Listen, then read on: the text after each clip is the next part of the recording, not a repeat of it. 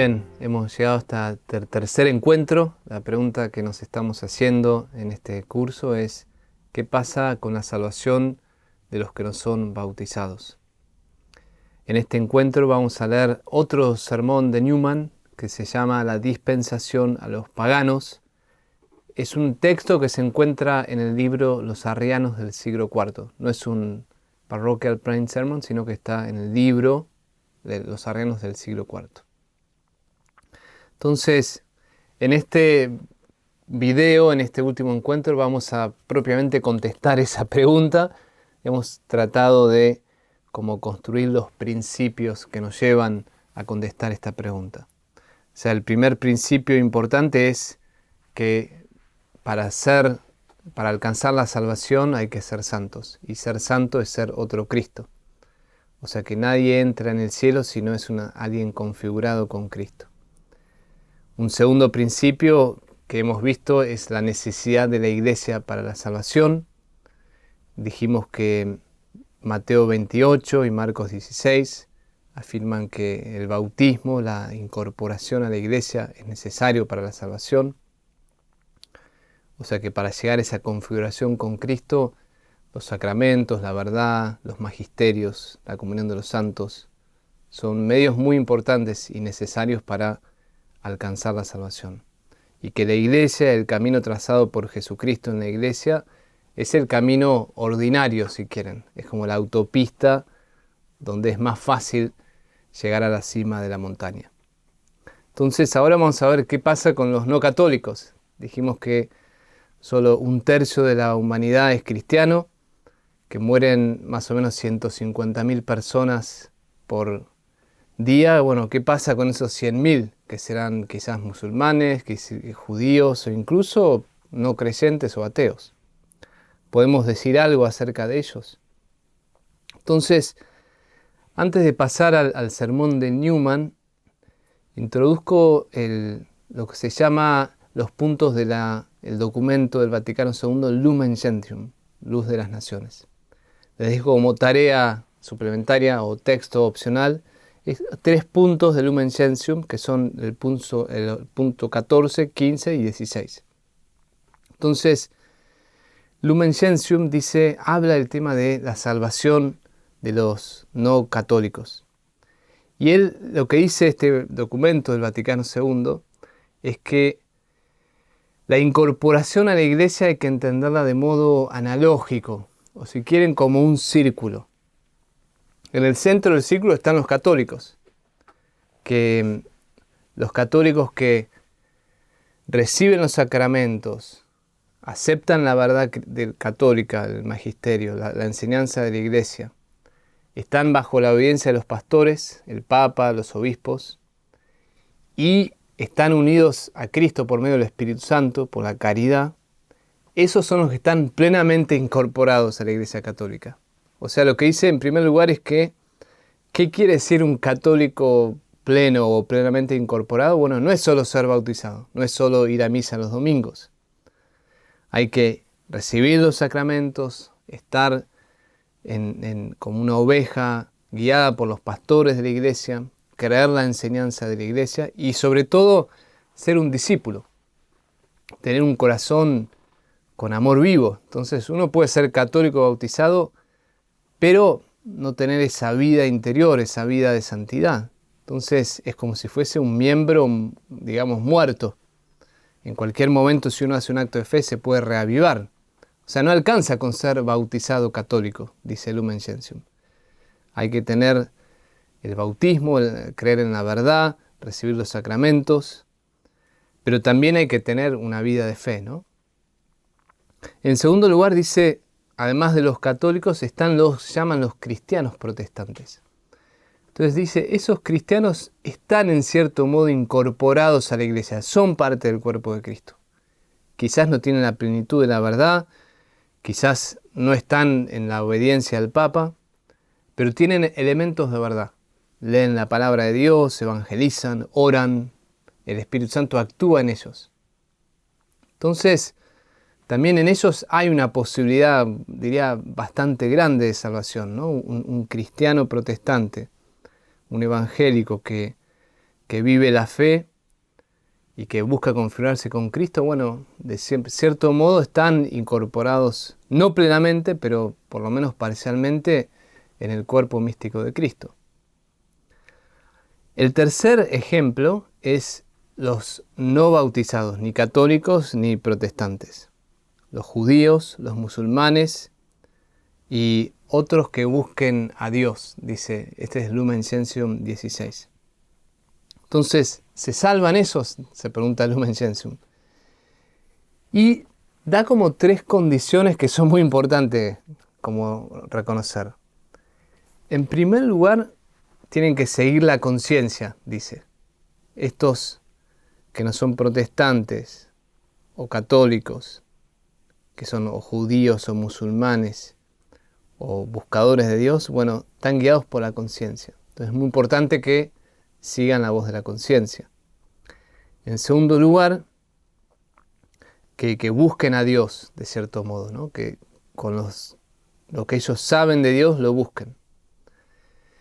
Y en tercer lugar, que no haya culpa, o sea, que no haya culpa, digamos, de no incorporarse a la Iglesia Católica. Digamos, si saben que la Iglesia es la plenitud de la verdad y la rechazan, bueno, hay cierta culpabilidad en no acercarse a la Iglesia Católica. Entonces, él dice que se cumplen estas condiciones, no hay culpa, siguen la voz de la conciencia, viven una vida moral recta y buscan a Dios con los medios que tienen, bueno, podrían salvarse. No dice se salvan, hay una posibilidad de salvación. Entonces, si quieren, lean estos puntos de Lumen Gentium 14, 15 y 16, porque son como el resumen de lo que es la incorporación a la iglesia y qué pasa con los que no están incorporados plenamente a la iglesia. Pero la idea que vamos a como profundizar en este tercer encuentro es la idea de lo que Newman llama la dispensación a los paganos. Entonces, la idea que Newman dice es que además de la dispensación cristiana, dispensación es un sinónimo de revelación o el modo que Dios se manifiesta. Además de la dispensación cristiana, dice Newman que en todas las épocas y en todos los lugares Dios ha hablado a la humanidad.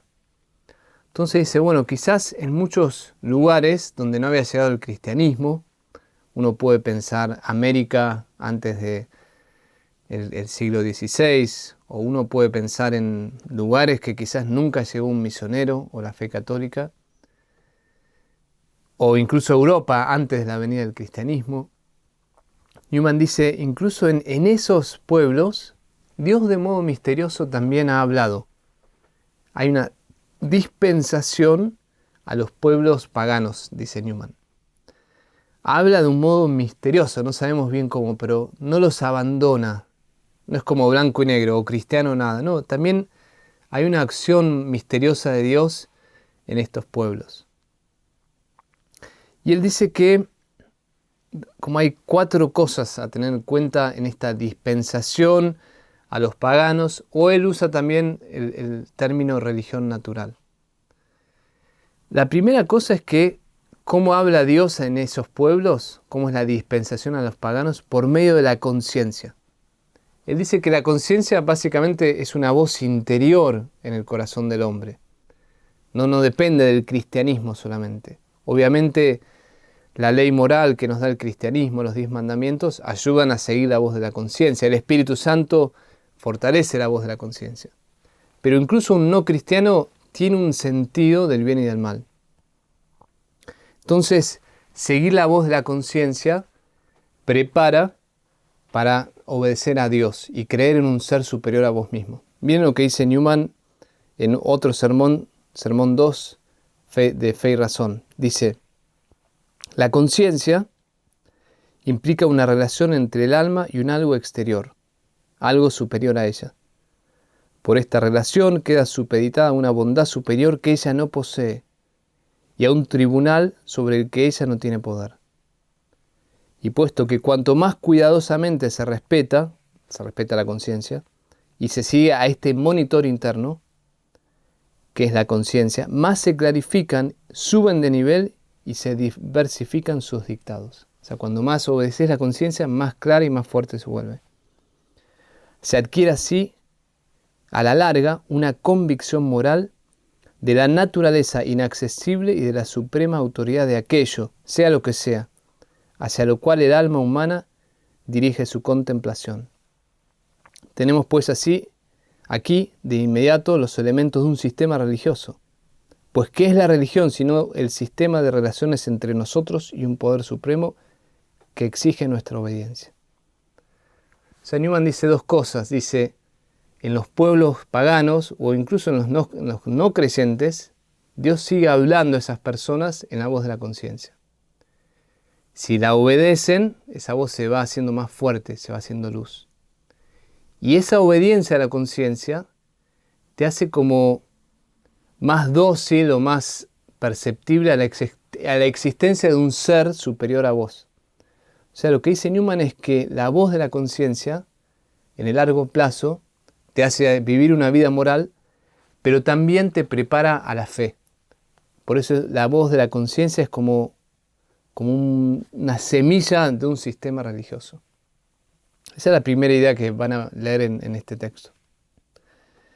Segundo, lo que dice Newman aclara esto. Es verdad que Dios habla y está presente en los sistemas religiosos no cristianos. Hay lo que se llaman semillas de verdad. Hay lo que se llama elementos de verdad. Tanto en los sistemas religiosos como en las filosofías. Por ejemplo, la filosofía griega tiene muchos elementos de verdad. O incluso otras religiones, ¿no? Las religiones como por ejemplo musulmanes, judías o otras religiones que no son cristianas, tienen elementos de verdad. Había un padre de iglesia, le llamaba las semillas de la verdad, que preparan al evangelio. Entonces, por un lado, Newman acepta eso. Hay elementos de verdad en las religiones que no son cristianas. Pero él dice, ojo, hay que tener cuidado porque a veces esos elementos de verdad están mezclados con error, están mezclados con quizás visiones incorrectas. Por ejemplo, las religiones en México, los aztecas, deberían tener elementos de verdad, pero a la vez sacrificaban vidas humanas. O sea, había error y verdad mezclados. Y esa es la belleza del cristianismo, que es un sistema que tiene la plenitud de la verdad, digamos, sin error. Sí está el pecado del ser humano, ¿no? Pero no hay error en cuanto a lo que es la verdad y lo que Dios ha revelado. Entonces, él dice, bueno, es verdad, el misionero al evangelizar o al encontrarse con otras religiones o con lo que se llama esta dispensación a los paganos o las religiones naturales, aceptemos que hay elementos de verdad, pero también sepamos que hay cosas que quizás deben ser purificadas. Una tercera como cosa que Newman dice acerca de las religiones naturales es que Dios hablaba de un modo quizás más como inconstante. Dios estaba presente en esas religiones, pero no contaban con lo que se llaman documentos o ritos autentificados. No contaban con la palabra de Dios, no contaban con los sacramentos. Entonces Dios los iba guiando hacia Él, pero es una guía incompleta, porque no tenían un documento autentificado ni tampoco ritos que los ayudaban a acceder a Dios. Ritos como los sacramentos, sí tenían algún tipo de rito, ¿no? Dice Newman, parece pues que hay algo verdadero y divinamente revelado en todas las religiones de la tierra. La distinción no consiste en que nosotros podemos alcanzar la bienaventuranza futura y ellos no.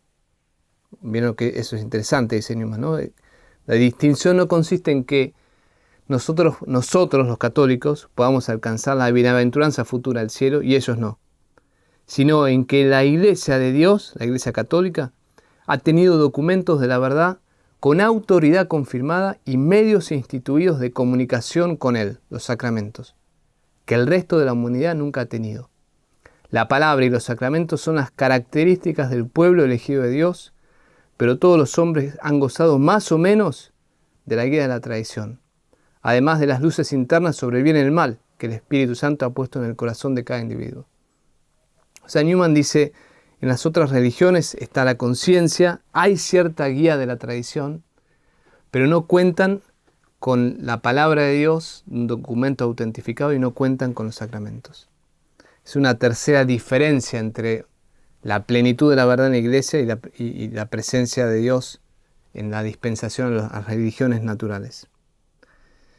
Una cuarta idea, y esta no está en el texto que van a leer, es que las religiones naturales llevan a un sentido, yo diría, abstracto del ser divino. Las religiones naturales te llevan a este sentido de Dios existe, habrá una vida después de la muerte, pero no conocen de modo pleno el rostro de Dios.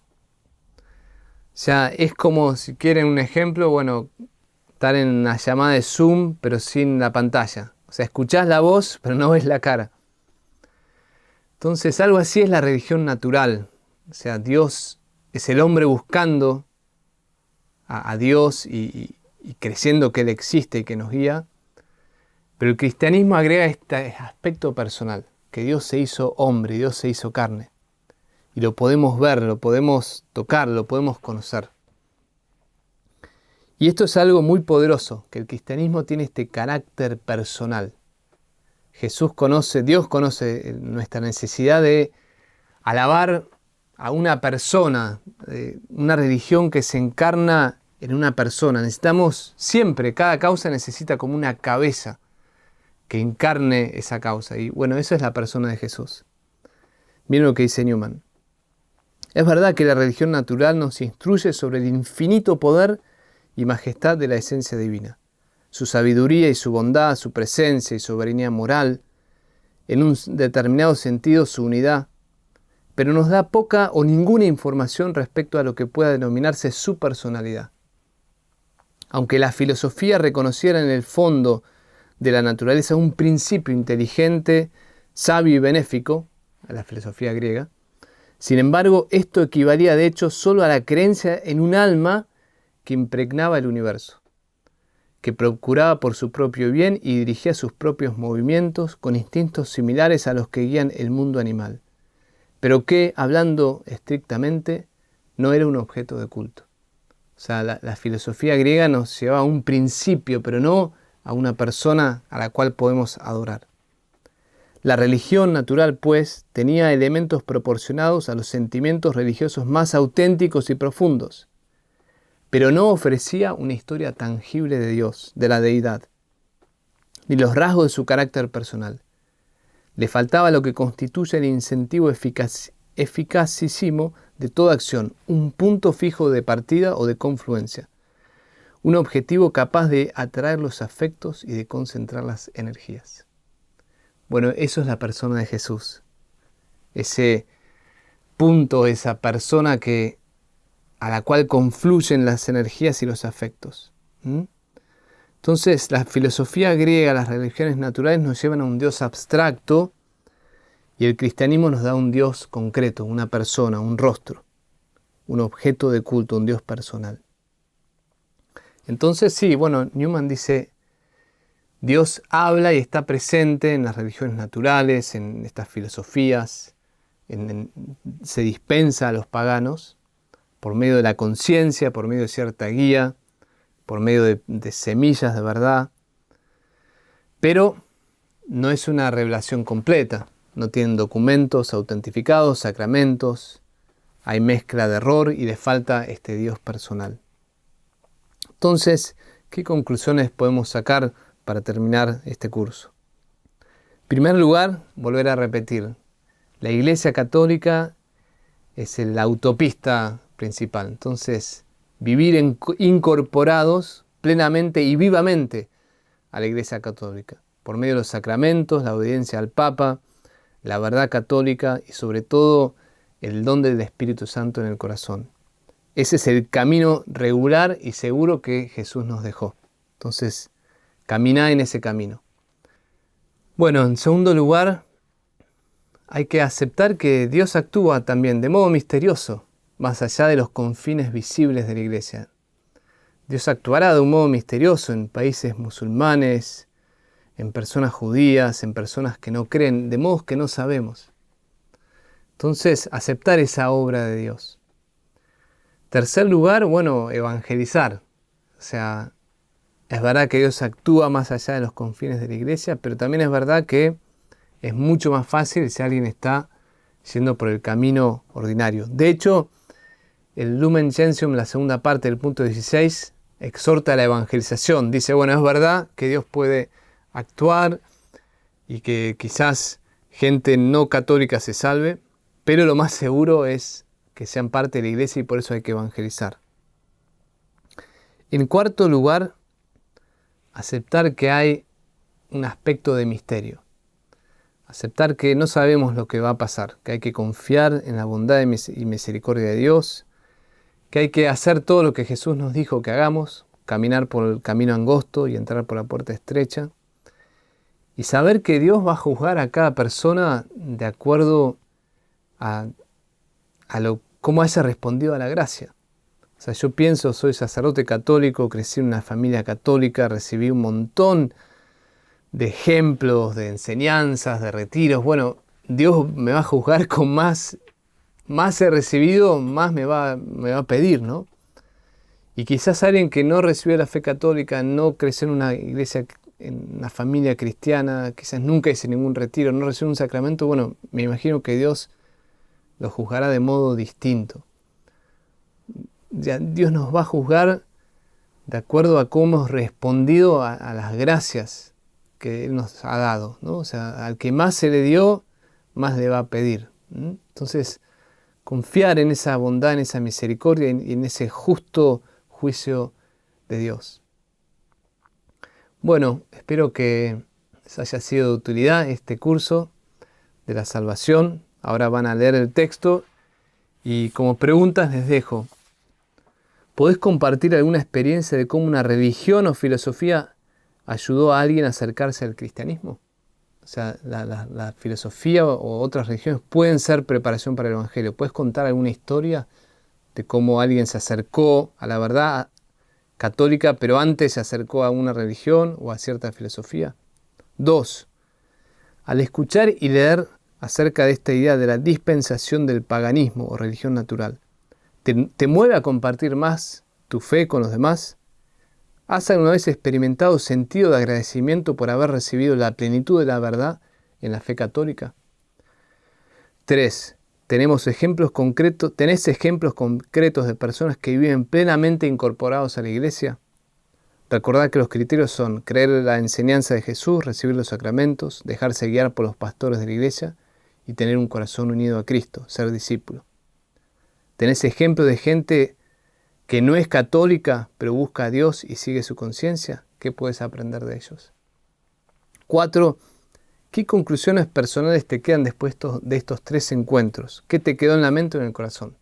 Si no tienen tiempo, esta es la pregunta esencial, la 4. O sea, ¿qué te quedó de todo esto que hemos hablado? Espero que estos encuentros hayan sido de bendición. Ahora los invito a que lean este texto, la dispensación del paganismo, y les dejo una bendición final. El Señor esté con ustedes. Que la bendición de Dios Todopoderoso, que es Padre, Hijo y Espíritu Santo, descienda sobre ustedes. Que el Espíritu Santo los llene de fe, de amor, los renueve en el deseo de seguir a Cristo y los renueve en el deseo de llevar muchos a la iglesia y a la plenitud de la fe católica para que alcancen esa salvación que Él nos quiere dar. Amén.